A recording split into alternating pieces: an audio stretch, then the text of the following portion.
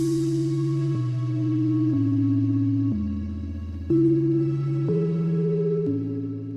so welcome to the Living Room. This is our first episode of the Living Room TV show. I am your moderator and host, Chris Simmons.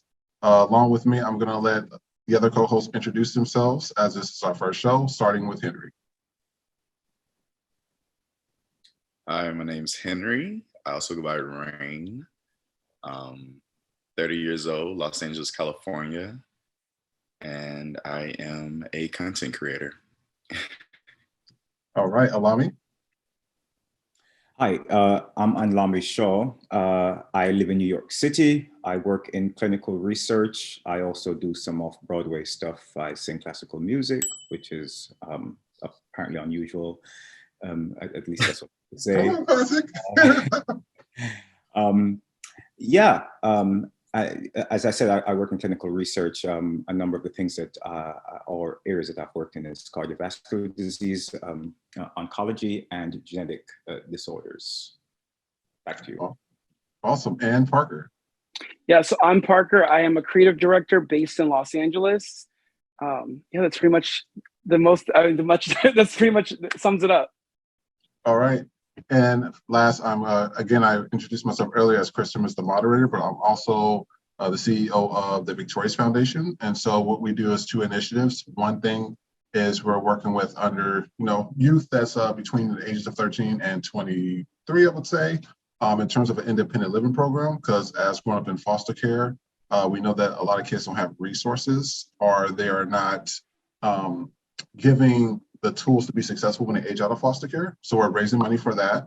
And then also this platform is also to help a lot of minority-owned business owners, whether it's a service or a product or they're working as a contractor, to also promote themselves as well. Because as you know, with a lot of minorities, especially Black people, we don't get a lot of the same benefits as other people in terms of promoting themselves or advertisement. So this is also one of those things to make sure that they promote themselves, and we're promoting Black-owned businesses or other minority, Latino-owned businesses, et cetera. With the show, we're going to be talking about a lot of topics. The Living Room is more of a cancel culture-free show. Do something, or I will tweet and you will be canceled. So we want to address issues that's going on in the community because this is community development. So we want to find solutions to the problems that we're talking to, but also we want to discuss it because everybody has a different opinion. On the first topic, we're going to be talking about Roe versus Wade. As you know, the Supreme Court just passed the new law, and now the states are, reversing everything that Roe versus Wade stood for. And so now to get an abortion for women in certain states, they're having to cross state lines and things of that nature. And I wanted to see what y'all thought about that because, the election is going to be coming up in a year and a half. And so I want to see, what's your thoughts on that? Anybody can go first. Well, I personally, I'm against the overturning of Roe versus Wade, mainly because I feel like a female should have absolute 100% control of their body. It's their anatomy. Like no man or even women or someone else outside of her should be able to control what she's able to do. I think is like insane that we're like taking all this many steps backwards for something that's been in place for decades. What about you, Lamia Parker? Do you have any questions regarding it? I'm going to go second. So I agree with Henry. I was. Can you hear me? I can hear you now. Yeah, it lagged, but yes. Yeah, I think you're lagging, Chris. So I was just saying that I do agree with Henry. I was just wondering, and I was more so hoping that there might have been someone that would potentially disagree with what most of us, I feel, is going to say about Roe versus Wade here, because I can potentially tell that we're probably all going to be on the same page. In any case, I think that it is unfortunate, and it's been happening for as long as the country has been in existence, that men keeps making the rules for women. And it goes beyond just the fact that these decisions are made to restrict women, but it's kind of in the same spirit of how laws are made to restrict certain groups and races. So you'll see laws made in this case where women are being prevented from making their decision, a decision on their pregnancy with their physician, and you will also see the same where race is concerned. When we look at the data, we look at the number of persons who have abortions every year. Persons who have had victims, who are rape victims, are 0.5%. Those that are having fatal issues, meaning they should have an abortion because it is relating to a health issue and it may become fatal, is 3%. 4% for physical health problems. Those are persons who might not be able to manage a pregnancy for any reason. It could be bone issue, joint issue, weight issue. That's 4%. 4% for those who have said that it will interfere with an education or career, 7% for people that feel that they're not mature enough, 8% for those who are single mothers. So with 8% for those that are not single mothers, that's not at least the number that we thought would have been the case, right? Because when we look at the fact that these laws are being made, I think the perception is that people are committing a crime or killing fetuses because they just want to have sex and not, deal with the results of that. We're seeing right here that 8% of females who have abortion are single mothers. 8%. 19% are done having children. So these are people who feel that, I'm at a place right now where I've had enough children, I cannot afford to have more, whatever the case might be. That's 19%. Well, not can't afford, but they just don't want. You're saying that they're more established, is what you're saying. Right. For those who cannot afford children, that's 23%, which is quite high, as you might imagine, compared to these numbers. And then 25% for those not ready for children, and then 6% for others, whatever others may be. So let me reword this question as well. What do y'all think about Clarence Thomas as a Black man sitting here? Yes, Henry, I already know. And I'm gonna have Parker answer first. But what do y'all think about Clarence Thomas sitting here making a decision about this and then saying, oh, it's not over. I'm gonna also be talking about gay rights and other rights and stuff and getting those reversed. Parker, what do you think about that? Yeah, so I just think at the core of a lot of issues in America, it really comes down to money.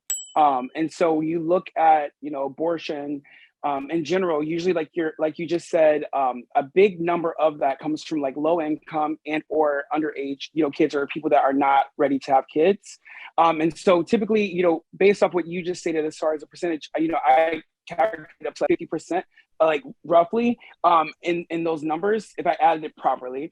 But what I'm saying is a big chunk of those people cannot afford to have children. And I feel like it's more of trying to keep the working class working, right? So if you're a single parent or a teenage mother, chances are if you have a kid and you have to raise that kid, you're gonna have to make ends meet. You're gonna drop out of high school. You're gonna do this. You're gonna end up working job to job, dead end jobs. And traditionally, a lot of times the kids kind of follow behind that. And then it just becomes a generational thing, right? And so I feel like, ultimately these people are not necessarily worried about human rights. It's really comes down to money, right? And how it's going to affect the economy and keep the working class working. In addition to that, I feel like, the biggest issue here is education, because I feel like if there was more education on contraception and there wasn't just people teaching like, oh, if you have sex, you're going to have STD, right? If there was, that should obviously be the topic also, but I think the topic also needs to be about, contraception and different things that you can do, right? So, they have so much, especially modern technology, They have so many different things that they can do right now for contraception. So I just think that this girl I follow, Vivian, on Rich BFF on Instagram, she made a really good point about it. Actually, and I don't know if you can show that video, but she made a really good point about the Roe versus Wade. In regards to all the rights that, he is trying to, overturn and things of that nature, it won't happen, right? Like at the end of the day, we're luckily in an era in history where I feel like we finally realize that with numbers comes impact, right? And so I think ultimately, yes, these are things that are happening in the world, but I feel like also now we have more of a voice than we did 20 years ago. Okay, well, I can definitely show that video that you were discussing, well, actually speaking about earlier. So I'm actually going to be sharing my screen real quick. So give me 1 second while I get that uploaded. But I think that the video is actually going to be really good for everybody to pretty much listen to.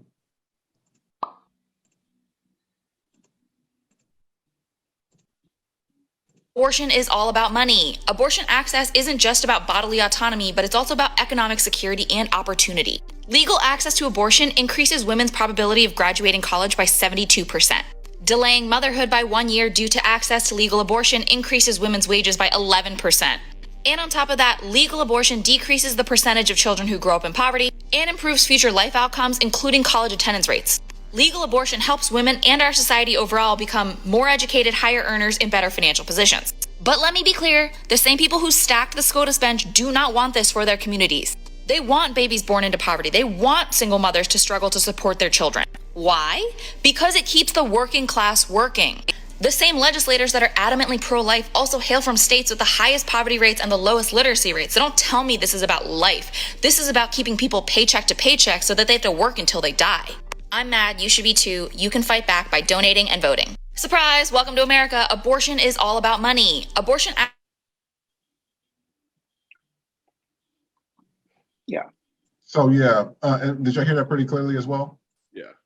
Yeah, and I think she hit on the point. Oh, yeah, and I think also too, it's like, okay, if we're going to start discussing women's rights and try to control women, one could argue that every time a guy masturbates, it's a form of abortion, right? So are we going to legalize that also? Are we going to legalize masturbation? What? Bro, what are you talking about, man? Because it's it's a form of an abortion, right? So yeah, I just think at the core of all the issues, in my opinion, it comes down to education, and I just think it comes down to education and like lack of empathy through as far as the federal government is concerned. And there is one more video, not video, but it's also actually an article I wanted to show y'all. So they were talking about this in the news like a couple of days ago regarding this lady.